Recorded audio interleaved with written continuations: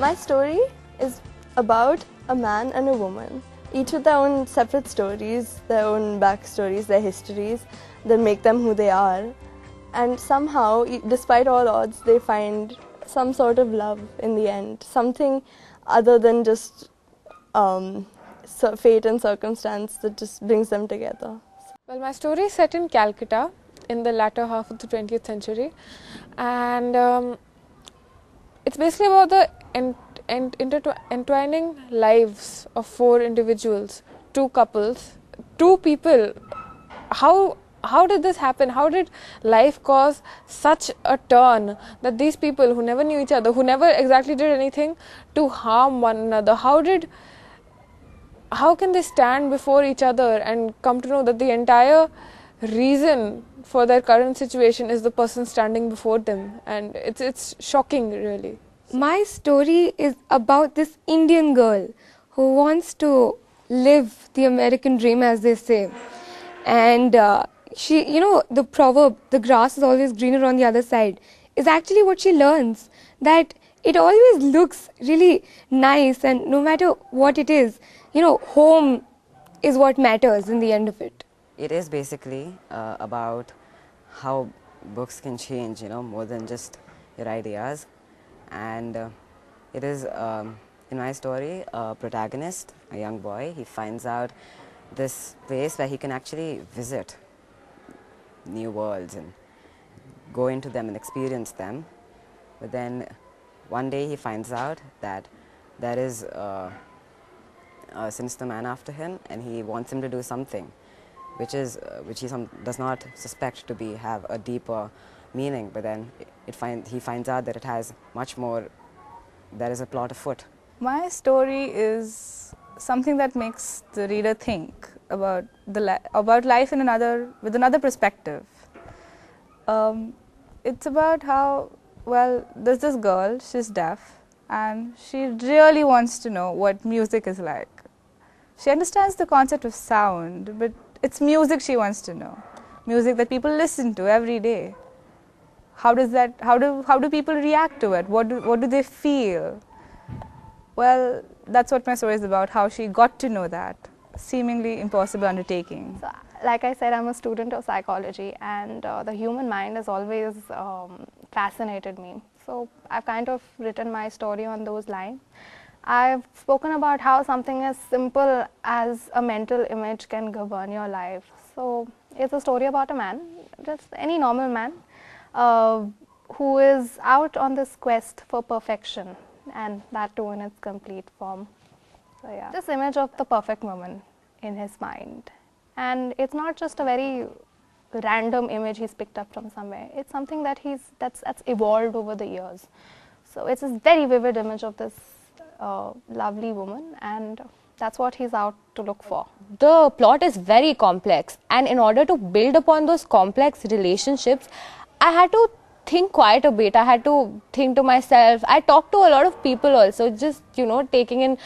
I think, but then the thing is that since my book is about relationships, that is something we grow up looking at. There are friends, there is family, there are people dating, there are people getting married, there are people getting a divorce, and there is unfaithfulness. There is so much that goes on. But ultimately, even if I am 17, I haven't seen life yet, there is so much more to see. I've gotten a little view of everything too. My story is about this woman of 35 to 40. She's middle-aged, and she works in a hospice, which is an institute which gives palliative care to terminally ill patients. She works there as a nurse and has developed strong relationships with all of her patients. The story starts off with her going to a vacation, but she misses her flight. And a new patient comes in who changes her life forever. Knowing someone abandoned you, it's very tough to imagine that. You have to be there to think like that. So that was a bit tough. In my story, I like Adil, who is my protagonist's nephew. And he is that young 4-year-old lively charming boy running around playing with butterflies, and every other day he has a new question to ask. He wants all his questions to be answered. He thinks that life is the simplest of all, and he knows that he has to enjoy.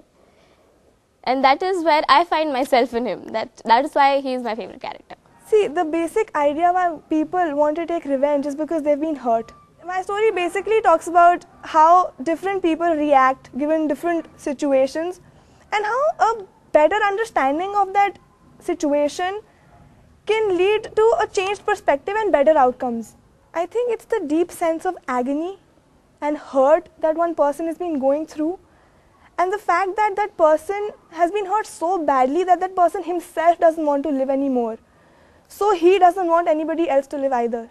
Well, my story, without giving it away, well, it's a blood-rushing story. I mean, it's about play of emotions, and it's about a man's emotions and how he copes with it, and struggle between his mind and his brain, and a flaw in his character, which I cannot describe right now. It will give away the story, and he has to deal with it every second of his life. It's his curse to bear.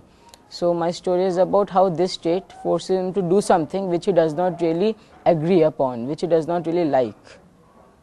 My story has a person portraying power, but inside he is powerless, he is broken, he needs someone. That is what my story is all about, and it's something which needs to be addressed as soon as possible.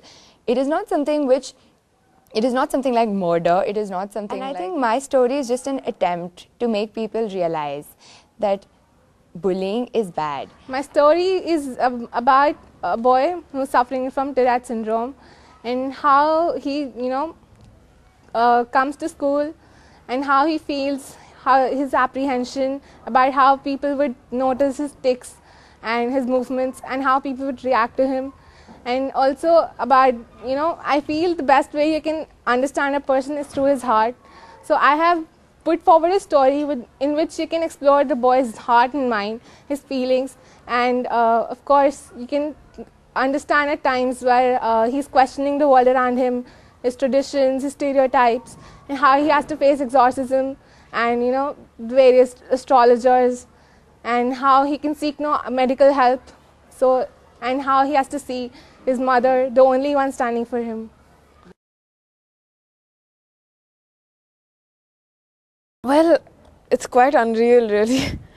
Writing a story which is going to be published in a book. I think this is going to be one of those life-changing moments, because I have never written a complete story. For me, it's all very surreal that I'm actually going to be having a book under my name. Never in my life would have imagined it. Even right now, it's so surreal, and it's literally enchanting, the thought of having a book in your hand with your name. If I say I'm excited, it's an understatement. This is the biggest thing, for somebody to be 17 years old, to be able to write a story and, have the book in your hand under such a fantastic mentor. I think it's everything a writer would want. To be actually able to hold a book in my hands with my name in print when I'm just 15, it'll be an incredible feeling. I can't wait for it. Actually, I had my adrenaline running high the day Aditi ma'am told me that I was going to be part of writing a book, and that was my dream actually. I want to continue writing and be a writer, and actually this was, I never imagined something would happen to me. So yes, I'm very excited. It is extremely exciting. I can't wait to hold that book in my hand and show it off to people, because I had never expected this to happen to me, because in future when I look back, this is going to be a very big milestone in my life.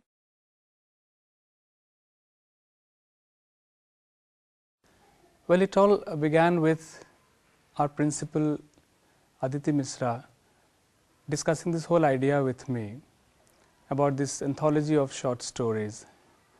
And the moment she talked to me about it, I was really thrilled, because I feel that there's a little writer in me also.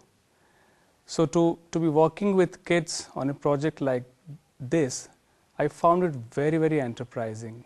The young writers getting an opportunity like this is amazing, we never had this opportunity as students. Well, I think you need a catalyst of some kind always. Whenever you're doing something new, you need a catalyst for it. And I think in our case, the catalyst was Dhara ma'am, who's always with us in case we want to do something new. So how she thought this up, how she thought of this beautiful coming together of wonderful people, I don't know, but I can only thank her for this. And this has been a very wholesome kind of experience, with the teachers getting involved, with the parents getting involved, and children of course are extremely happy with the way their stories have shaped up.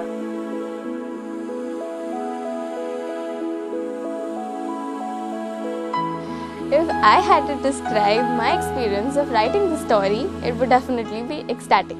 I would say it's wonderful. It was exhilarating. Surreal. Thought-provoking. It would be mesmerizing. I would say it was absolutely exhilarating. If I had to describe the experience of writing this story in one word, it would be extraordinary. The one word I would use to describe my experience of writing the story would be inspiring. I have been inspired. I never knew I could write such a nice story. I know I'm boasting, but I think my story is really good. And I didn't even know that my fellow mates and such young minds could think of such diverse and mature ideas. I don't think I can describe it in one word. If you could forgive me, it's rewarding, enriching, ecstatic.